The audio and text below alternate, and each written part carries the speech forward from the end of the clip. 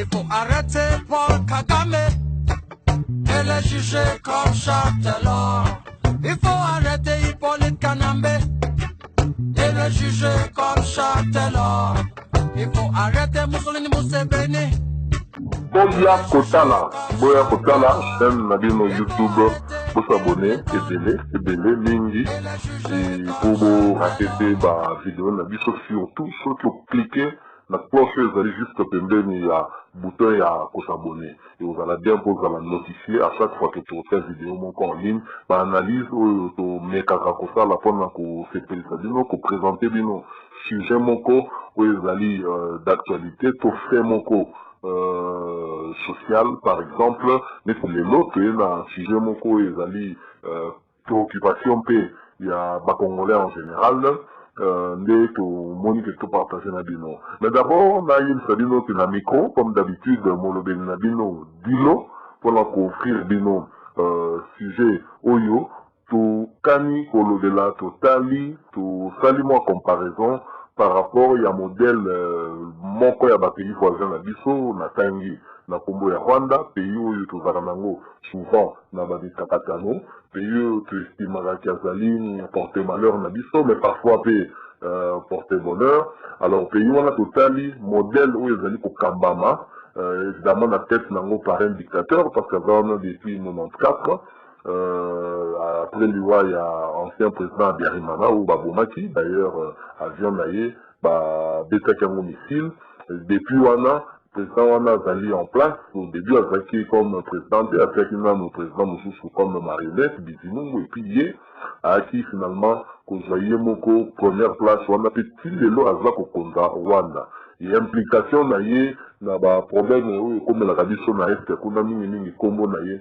Et Tanga Makape, Totangi Kombo Naye, président Paul Kagame. Mais totali au-delà de la dictature naye, totali modèle ni yazali kukumbela Rwanda naye, vision ni yazali nango pe niveau ni yazali Rwanda pe niveau ni le Rwanda yazali, tolingi to comparer yango na otolobi ndoto moko balosi sakibiso finalement ezaki nango ndoto ya baba tomoni yango kiaki nango ndoto ya baba oyo ebengamaki na kombo ya 5 chantiers.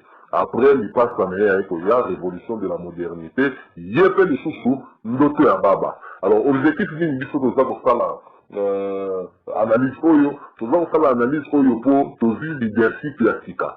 Leadership yasika oyo sali autour. Il y a président Félix Tshisekedi, où il y a aussi la partie politique qui sali plus de 30 ans, où ils allaient dans il y a opposition. Il y a mon quoi d'ailleurs moi, il y a mon frère fondateur, le leader charismatique qui a parti au Wana.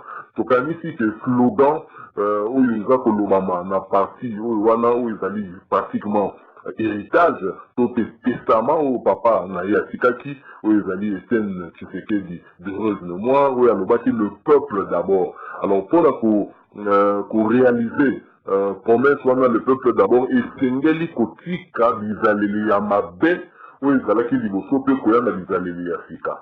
Alors tokanisi ke analyse oyo ekoki kosunga na particulièrement na ye Félix po ayeba korecadre bato oyo bakolinga batengama po bakumba mboka kaka na lolenge ezalaki kokumbama po 5 centaine nde masolo tokosolola awa tosala mwa comparaison moke na makambo ndenge ezolekana notamment na Rwanda tona expliquer pourquoi est-ce que toponi Rwanda wana tokosala analyse wana. Alors toza kozonga tout de suite pour que tosala analyse na biso mwa courte pause mon cas ya moke pendant que toza courte pause na osenga na bino et ozanango bino kaka même pas 2 secondes et ozali no même pas 2 secondes vous s'abonner.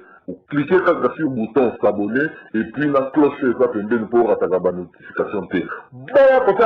La MONUC n'est pas pour la paix au Congo. Cette organisation des Nations Unies a pour mission de balkaniser le Congo et se partager nos richesses. La MONUC doit quitter le Congo. Ça fait 14 ans qu'ils sont là. Et les génocides holocauste continuent. La presse occidentale ferme sa grande gueule. Voilà, merci. Ndenge bon patienter moi mukewana et nakanisi que vous occupez temps il y a pour cliquer dans le bouton s'abonner peut pourquoi pas na ngonga où ils allaient pembeni ya bouton s'abonner pour que vous aurez la notification na biso soki pe banaliste toujours ça là ils ont touché bino et que filmer que vous partager pe makanisi na on a biso commentaire ils allaient que vous tia wana tu toujours qu'on interchanger mais na loba ki to beta lisolo il y a 5 chantiers et 7 oyo tomoni ke ezalaki échec mpe lipasa na ye révolution ya modernité oyebi mpo révolution ya modernité esalama esengelaki nano 5 chantier esimba ntango 5 chantier esimbi nde peut-être boye susu kosala révolution ya modernité wana komema babiloko lisusu ya sika na mayele ya lelo donc bref modernité eye lisusu mais 5 chantier oyo ezalaki pratiquement programme ya gouvernement ya Joseph Kabila promesse oyo asalaki na bacongolais ezalaki na législature ya 2006 bokose rappele na ndenge bazala kolobaki momelimaki aswanaka te po soki aswani plateau aliki soki ekwei ye nda kosala perte donc bokose rappele nango nyonso ti ezali kolobama wana alors Joseph Kabila asalaki promesse na bacongolais que programme na ezali programme moko axé sur chantier 5 et donc pour akoka ko réaliser projet na wana ayaki kosolola na ba chinois asololaki na ba chinois babeti kati na ba chinois ke ye ba chinois ba ideye na réalisation ya 5 chantier wana ya kotonga banzela kotonga ba école kotonga ba hôpitaux koaméliorer deserte na mai koaméliorer ke makambo ya courant kosala notamment babarage mibale eza barage ya Kasende na barage ya Kakubola mpe na kopesa courant kokomisa courant partout na mboka boyebi ke barage ya Yinga mpe esalaki lisusu kobongisa mpe lisusu kuna pour que capacité nango ya komema courant ekoka komata notamment mpona kolute na capitale par exemple contre phénomène oyo tobengaka ya délestage.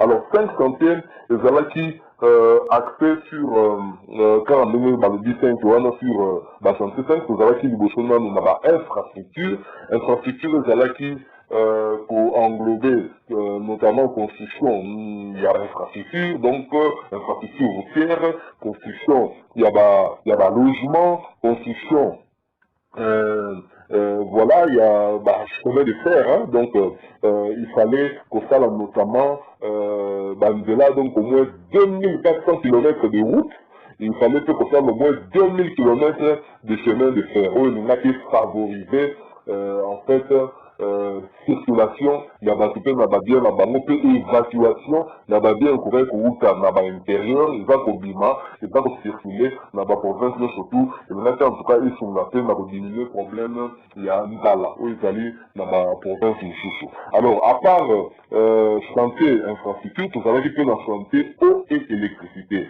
Et c'est là qui kokomisa mai potable donc mai ezali bien mpona komela na baterritoire nyonso mpe ya RDC côté courant esengelaki koréhabilite nanu barage ya Inga pour que courant ekoma permanent na bandako ya bato nyonso tu mpe phénomène oyo tobengi délestage sévère babiloko oyo toyebaki te ekoka kosila bato bazala na courant en permanence et puis lisusu kosala babarage ndenge balobaki ya Katende na ya Kakubola mpona koaider toujours na koatteindre objectif wana ya koélectrifier RDC mobimba tozalaki lisusu na chantier chantier éducation ezalaki kotonga baécole mpe bauniversité mpe komatérialiser gratuité ya enseignement primaire mpe lisusu kopesa na balakisi bao bazali kopesa mayele na bana salaire moko conséquent salaire oyo ezali digne na mosala noblo bango bazali kosala tozalaki lisusu na chantier ya santé na chantier ya santé kuna esengelaki kotonga notamment 32 hôpitaux il fallait kosala 145 dispensaires mpe lisusu korenforcer basalaire ya bamédecin bazala na basalaire moko ya bien obi bango bato basimbi bomoi ya bato au travers basoin oyo bayebaka na kopesa bato donc esengelaki kotia bango à l'aise et puis lisusu chantier asuki ezalaki chantier emploi donc esengelaki na nzela ya bainvestissement kopesa bato misala pour diminuer chômage pour que bato bakoka kovivre sans problème ezali mpe kolutter en fait contre pauvreté parce que ntango moto azali kosala azali kozwa salaire na ye oyo ekoki kosunga ye atanga ebandeli mpe suka ya mois ndenge tolobaka na français nouer le deux bouts du mois. En ce moment là motu akozala réellement indépendant mpe responsable parce que asali mosala azwi salaire na ye ezali proportionnel na mosala oyo asali engaki ozala bien. Alors 5 chantier slogan kitoko makambo balobi na kati ya 5 chantier vraiment kitoko mutu akoboya yango te. Mais malheureusement 10 ans après nini esengeli na biso to retenir na 5 chantier wana RDC faut pas tobosana RDC ezali Kinshasa te, RDC ezali bachef lieu ya baprovince te, RDC ezali non seulement capitale Kinshasa, non seulement bachef lieu ya baprovince, mais ezali mpe bamboka nyonso tu ya kati. D'ailleurs yango nyonso eza koconstitue grande majorité ya République démocratique du Congo. Donc esengelaki programme wana ezalaki programme axé sur ma zone moko boye pe ezalaki axé sur toute la République démocratique du Congo. Alors 5 chantiers, un slogan 20, un échec, mais l'autre pour le Bélastique, pour analyser tout ça, une sorte de bilan. Il y a 5 chantiers, on est tout comparé, Moukier, Sikoyo, le lendemain, comme vous allez qu'on s'allait dans Rwanda, ou vous allez qu'on mona, gouvernance, vous allez qu'on s'allait dans est-ce que démocratie, vous allez qu'on a, mais est-ce que Bango, vous allez quand même qu'on avancer, est-ce que du coup, vous allez reculer, l'air, madame, tout ça pour le Bélastique, moi, pour te poser des choses, tout ça, aux ondes, Bobo Salate, moi, clique, vous avez une seconde de BLC, à Sami Balé, 2 secondes seulement, clique sur le bouton s'abonner et pourquoi pas moi deuxième clic sur cloche Ngonga. Vous les appelez, nous on a pour rater la notification dans le côté. On peut s'abonner et vous permettre aux alla informer sans vous soucier ma vidéo en ligne et les sous faut cliquer après bas commentaire s'il est faux sur le sujet ou est intéressé l'humour.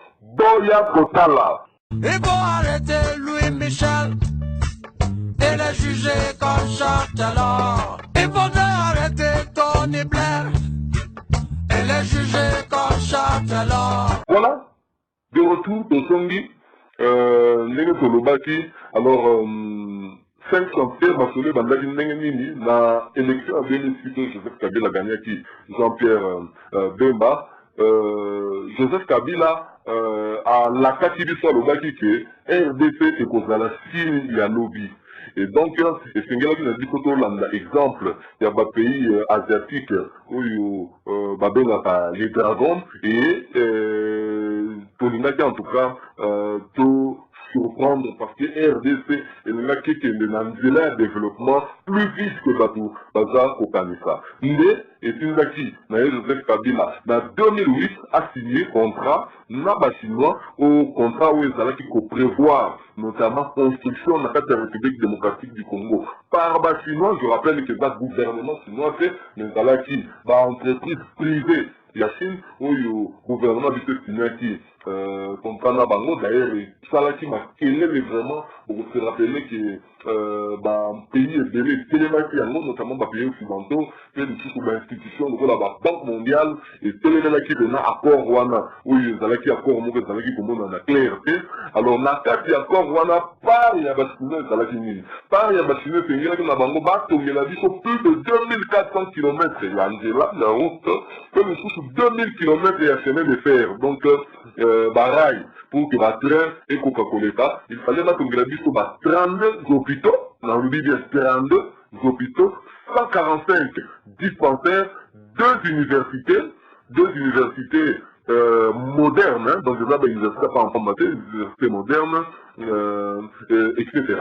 Donc, et coût total, il y a la construction, on a, et Zalaki, 9 milliards de dollars, Oyo, RDC, il fallait qu'il a fournir près de 10 millions en contrepartie, évidemment, Bisso Batongeli Bisso, l'infrastructure on a lobby à hauteur il y a 9 milliards de dollars. En contrepartie, Bango Chinois organise là, fallait qu'au Bisso, topé Chinois 10 millions. Il y a la tonne, il y a cuivre, 600 000 tonnes. Il y a cobalt. Alors, 10 ans après, bilan, il y a programme, il y a 5 chantiers, et combien il y a de kilomètres il y a route, Oyo, partenaire chinois batongi sur les 2400 prévus, combien il y a de kilomètres et rail, Oyo, partenaire chinois batongi sur les 2000 prévus, combien d'hôpitaux sur les 32 prévus batongi, combien de dispensaires sur les 145 prévus batongi, tout ça pour tout dans la question parce que ils ont visible fait. Donc, mais par contre, cuivre, na cobalt, ils allaient vraiment exploiter la Chine en respectant apport Wana, et malheureusement, bicho et quoi la bicho, la chemin de fer. Et salamité, dispensaire, et salamité, hôpitaux, université moderne, ni balé ya pamba, deux seulement.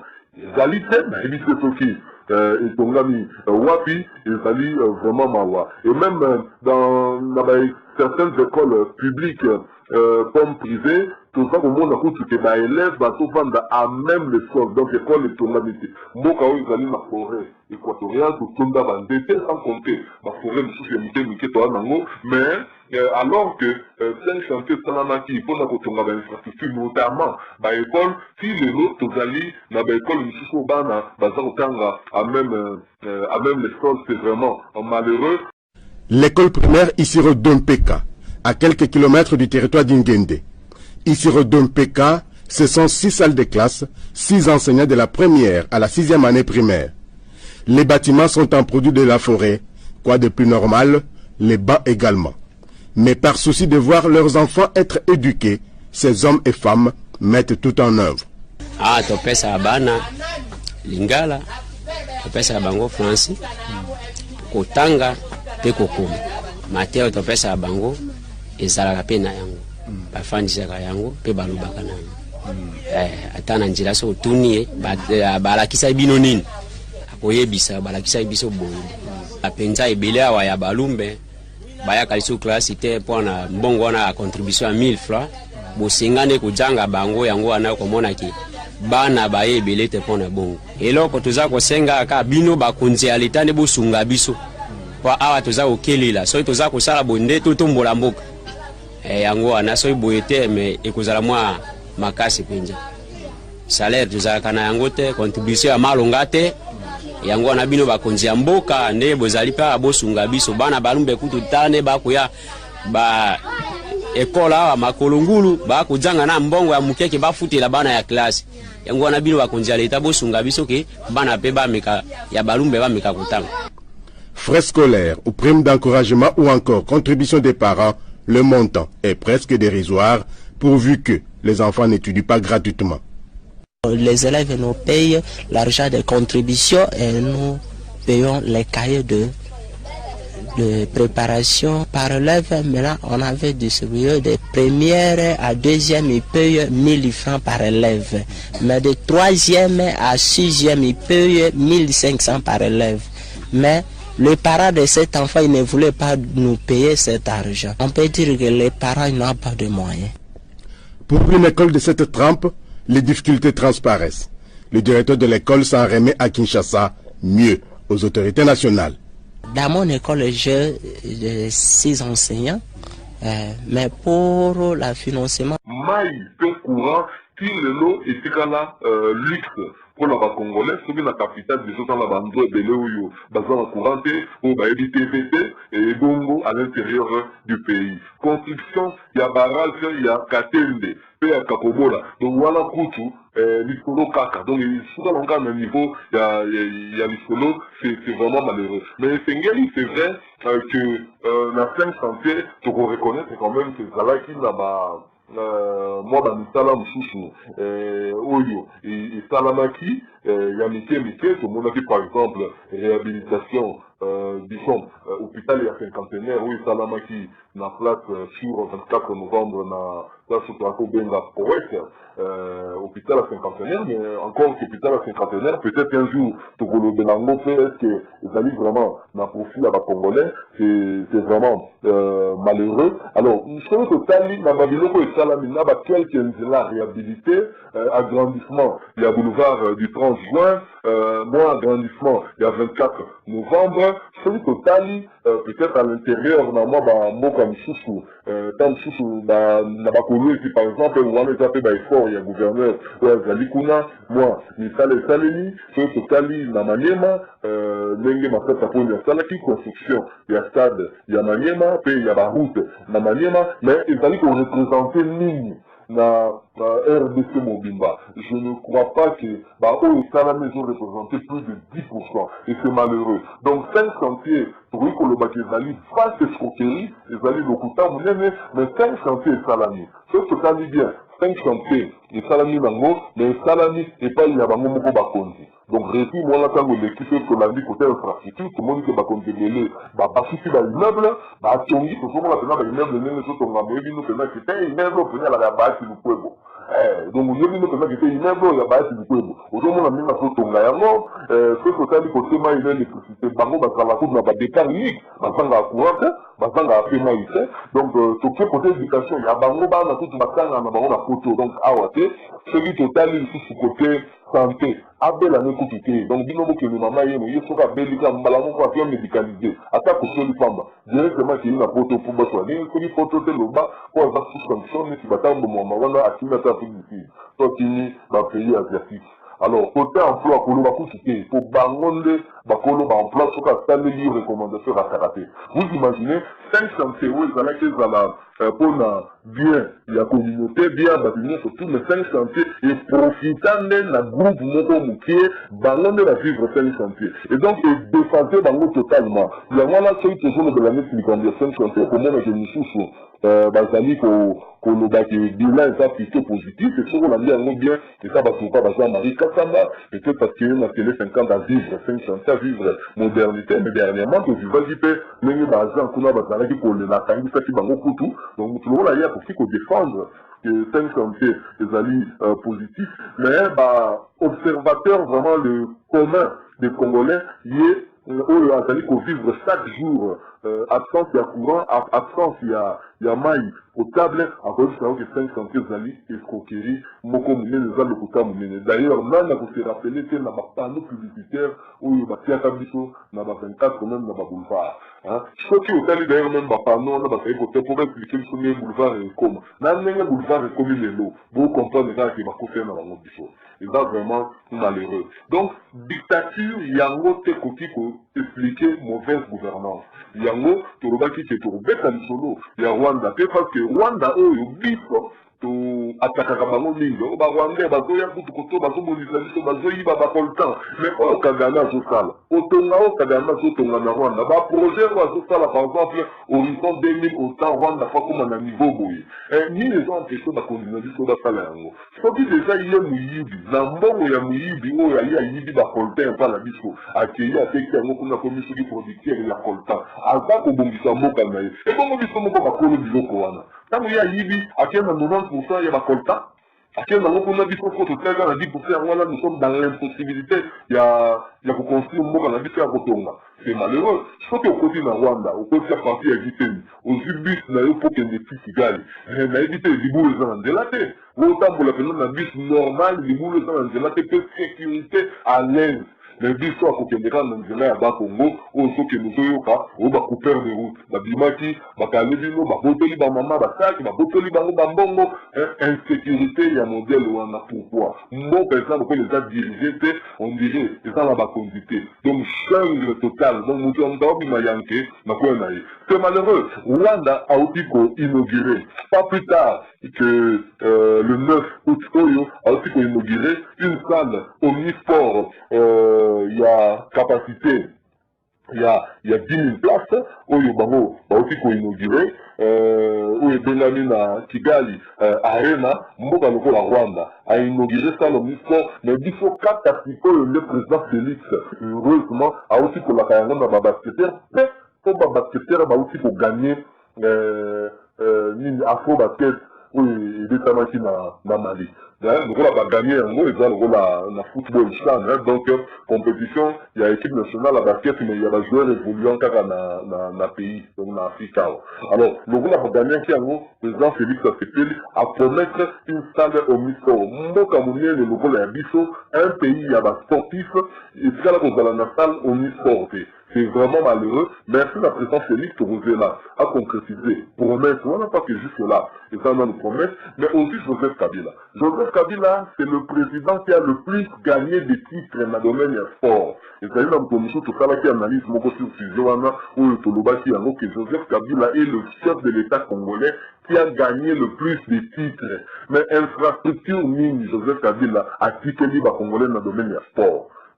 Et pourtant, sport est possible. Du coup, sport est fait record, il y a un président qui a gagné le titre ébélé. Mais il l'a connu, Joseph Kabila, à ce qu'il est sportif. Il l'a de mon côté. Même pas une salle au Misco, il y a basket, il y a bétama, il y a volé, il y a bétama, il y a judo, il y a bundama, et ça c'est côté musique, pour le basket, ça il y a un spectacle digne de ce nom, et ça c'est. Moi, je parlais du peuple, il y a là qui ont un mauvais salle, c'est quoi, dans le spectacle, et comment on va discuter. Donc c'est vraiment malheureux, mon canabisco, et du lot, il y a beaucoup de lobby, donc c'est exemple, na o kadana zosala na mboka na ye et okomake ce criminel là nini boye mais criminel o lobi na ngata buki fwa yambo criminel mais criminel ngo azotonga pa maïs azotonga ni les empêcher na bakondiza biso batonga donc bandeko bana goma wana bako bénéficier na richesse bana ngoti ya bakolta wana mbongo wana ekendaka pa banani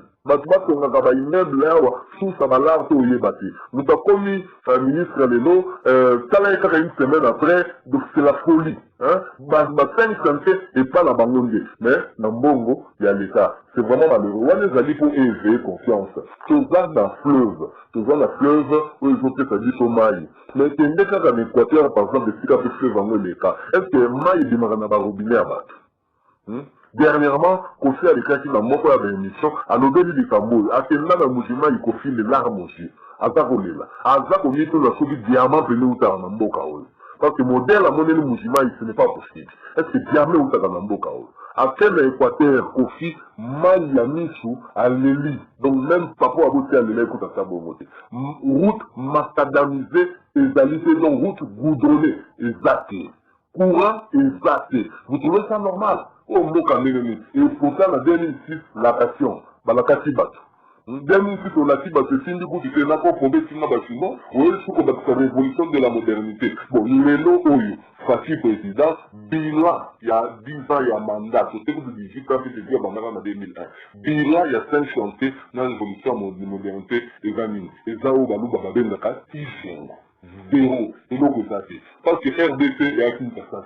Ou à Grandir-moi boulevard, encore que dans nous étions, tout le monde a qui n'a pas ligne de salarié dans le coin, dans des vernis aux États-Unis, tout le monde est en hôtel.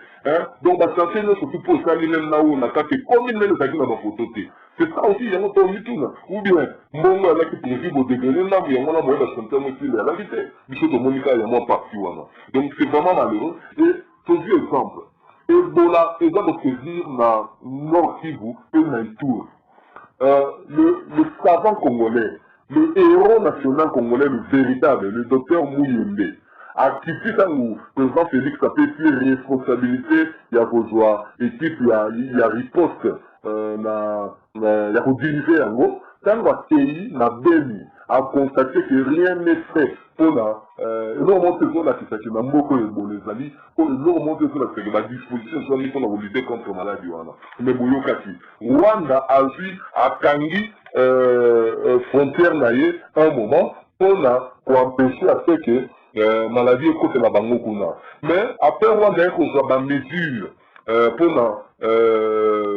pour protéger parce qu'il dit que bon, la docteur Mouyembe, c'est Kati Yango, il se transmet à Camille, il a contact sur l'intérêt à Maboko, soit au Simbi il y a malade, soit au Simbi, nous autres il y a malade, soit au Simbati, cadavre, ou à Koufati Nango, mais au Koufati malade. tant que contact et en d'autres gens en côté, aux hommes malades wana Ebola. Alors qu'est-ce que les Rwandais ont fait? Parce que ça maladie nous ressources la propriété dans la makati, m'a beaucoup sur quoi maka tout le temps. Qu'est-ce que le Rwanda a fait? Rwanda a mené robinet na niveau ya Gisenyi na frontière na Goma, donc frontière na RDC, qu'on a constat là que batu batu qu'on a maboko à chaque fois wana. Mais a mené n'importe quel robinet que Rwanda réfléchir. Alors Gisenyi a mené robinet classique. Oui, qu'on sait que mutu timbi a fungoli yango. Contact que nous se créer déjà wana. Donc un malade peut venir à fonder les robinets, à fonder ma boco né. Il y a autant qu'on a si ma peau aussi même robinet, ou qu'on peut peut-être fait qu'on soit malade wana. Alors Rwanda a yé na ba robinet infrarouge. Il y a Rwanda a installé qui na frontière na ba point de lavage ya maboko pona ba Congolo ba sokota Rwanda to pe ba Rwandais ou ba okota na Congo. Robinet infrarouge wana awa. On mona na ba immeuble minene. Pour y ba o ça qui ouye na seka ya moi robinet wana uteka ka maboko no muye moko a détecter que d'autres za wana maïdini mala moko sokoli maboko na yo mais pour que época on a dit sur ça luxe le Rwanda sali yango en responsable à tali à le bino o so to tiki du suba responsable sali yango mais biso moko bato le malade bandi pas na biso quelles sont les dispositions ya malonga o to swaki en tout cas notre saluer docteur Mouye mais parce que depuis la communauté il y a équipe on a riposte na ba recommandation de l'eau à sali tout le monde déjà que il y a mortalité, il y a contamination, il y a contagion à maladie équipée sensiblement. Et nous avons bon espoir que d'ici 3 à 4 mois, maladie est aussi là. Donc vraiment, il faut aussi qu'on il que développement, il y a RDC. Tout fait qu'on initie un délai de développement RDC, il y a quand on se résume la volonté politique. Et la volonté politique, c'est ça le luxe pour qu'on a dit au Congolais. Pour être politicien ya Congo atala kaka kailo Congo ko ezali intérêt naie personnel. Donc 5 chantiers de établir à la kaki na biso ba Congolais ezalaki nango 5 chantiers ya groupe moko ya batu boyo baza okamba mboka. O mboka ngo koma nango lokola chambre na bango coucher basala na bango loko balingi. Le grand nombre batu nyoko biso na Kinshasa d'ailleurs batu batakolela. Et bon on a intérieur. L'intérêt c'est ok na bamboka. Hein? C'est malheureux. Et puis dans Mboka Oyo, impunité, donc ils ont un mode de vie. Hein? C'est-à-dire que Moutoumoko a dirigé Naye Mabé, mais Moutoumoko a reproché. Toujours exemple, toujours le coup l'isolo, il y a investissement, il y a parc agro-industriel, il y a Bukangalozo, vraiment. Ata binomoko. Toloba o tolobate. Donc, wana sous matata koni. Publicité à Makasi, Koganga Makasi, oh non, Bukangalozo wana ekoleka RDP Mobimba. Mais tant que Bukangalozo a commis échec, toujours qu'à les locaux communautés. Beaucoup d'argent investi pour rien. Même à Kinshasa, on n'a même pas senti Bukangalozo wana éli à Kinshasa, ou yangom que j'allais capter bien na Kwango, na ex Bandundu, Grand Bandundu, donc na Kwango à Bukangalozo. Et d'ailleurs, entreprise sud-africaine, RDC qui m'a content, et pourtant qu'il a RDC plein de photos, de voir dans le Sumbon, on a fallu la perte, mais on peut donner béni. Mais dans le Bénarayango, nous pouvons avoir mis un calme. Mais tant qu'il y a Premier ministre, l'infrastructure, nous pouvons beaucoup d'attendre l'infrastructure, au Balobaki, au Bombita, stade municipaux. Ils ont 4 stades, notamment na Matete, na Barumbu, na Delvo, et puis na Bandal. Mixatu, et puis là, mais oh, il y a Bandal, il y a Barumbu. Je me souviens, le chef de l'État, Joseph Kabila, il y a qui même qu'on visitait en compagnie même na Matata, pour les monde qui fait la personnalité de l'eau, il y a Bandal, là, frère Patrice, ça qui fait dans l'eau, on a là. Mais mon collègue Joseph a visité, on a mis qui est on a fait 6 calacas, quand même, Joseph a monné qui a mouillé Fouta. Il continue pour se dégrader, bah, si ça coûte le stade, on a fait. Le temps, on a pas tout le monde, vraiment, la bangola, on va y avoir un peu calme. Et on m'a dit, mboka o justice ezate mboka o corruption ekoma nango normal mboka moko oyo mutu akoti pena doba omonaki mutu oyo akomi na baimmeuble ebele bazolukaka bayeba te source ya mbongo wana euti wapi o mboka nini ya boye so boya kolobaka keno kagana bomaka bato mais bato oyo baza koyiba bambongo wana au détriment ya bakongolais mosusu mbonga moko atokufa nzala na kabe ya kamwanga epai ya président Félix Tshisekedi atokufa nzala peut-être parce que Ils ont besoin maintenant de détourner qui et ça la petite agriculture, biloko ils allaient donner que moins cher que de moins nana, pas beau pas qu'on ressemble les biloko malnutrition à la tête.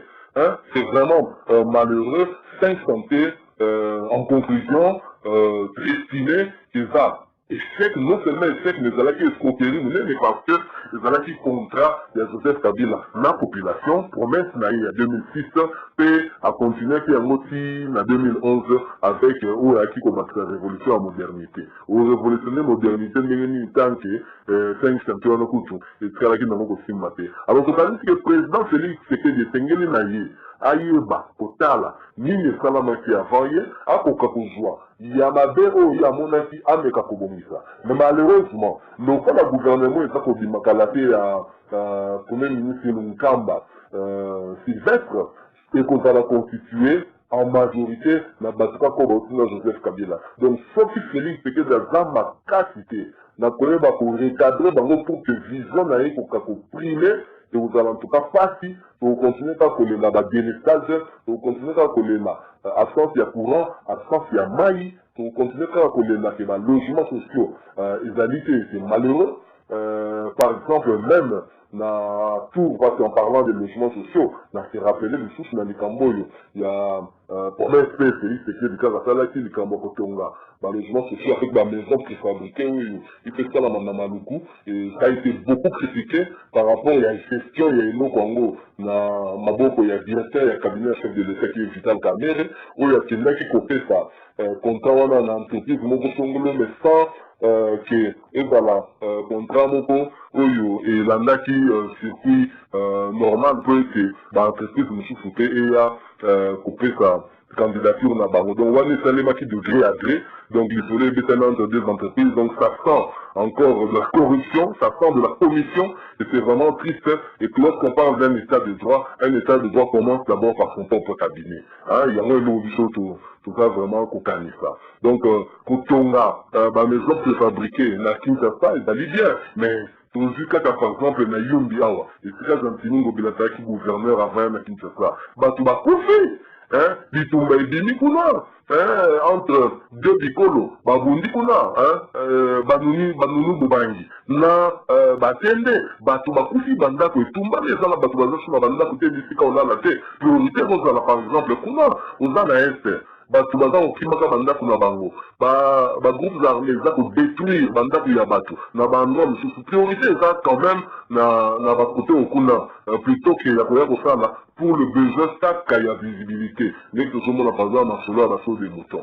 Chose des moutons, on a une chose automoni, où les alliés vraiment très très important, les alliés, où ils ont fait la niveau à pompage. Donc, les soit il y a une de là, on a pompage, on a d'accord, l'habitude que, chose des moutons, on connaît les alliés vraiment indispensables. Mais chose des moutons, les alliés, dans le croisement boulevard 24 novembre. Croisement 24 novembre, Nyangwe.